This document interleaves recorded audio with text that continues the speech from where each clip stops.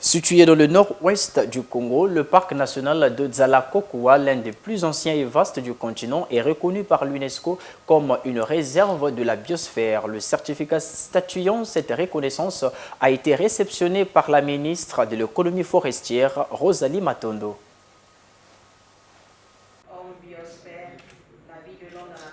La ministre de l'économie forestière, Rosalie Matondo, reçoit des mains de la représentante de l'UNESCO au Congo le certificat statuant le parc national de Dzala-Kokwa comme réserve de la biosphère, une désignation qui manifeste la volonté de la République du Congo de préserver ses aires protégées. Après donc un travail méticuleux et de dur labeur, c'est finalement ce vendredi 17 juin que les résultats se sont montrés probants. Il a donc fallu 44 ans après sa création en 1935 pour que le parc national de Dzala-Kokwa soit ainsi considéré par l'UNESCO. Paradis des amoureux de la nature, qui se situe au cœur de la deuxième plus grande forêt tropicale du monde, le parc national de Dzala-Kokwa. Il est situé à cheval sur les départements respectifs de la cuvette ouest et de la Sangha et couvre une superficie de 1 354 600 hectares, soit 3,96% du territoire national.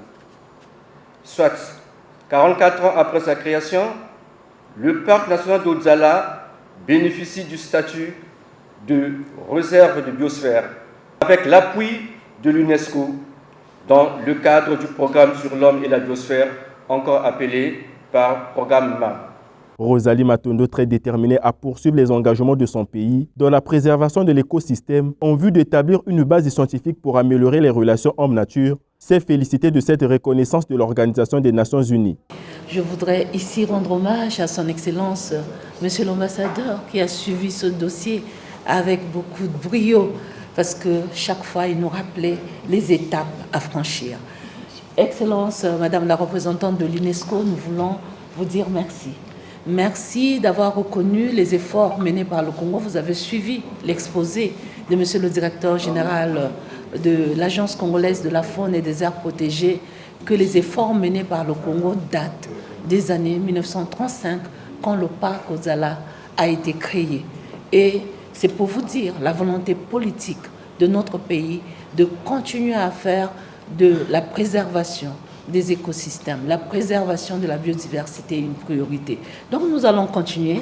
Aujourd'hui, nous avons demain, les perspectives sont énormes parce que le Congo s'est engagé à aller de l'avant dans la création des aires protégées et au niveau international, il est dit que nous devons arriver à 30% de notre territoire affecté aux aires protégées.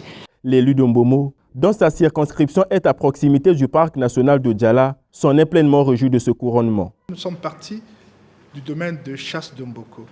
Nous sommes partis de la réserve de Pandaka, des Colis, pour devenir parc de Dzala et aujourd'hui au Dzala-Kokwa. C'est donc un processus qui met Mbomo au centre de cela et notre responsabilité, bien sûr, elle est tout à fait évidente.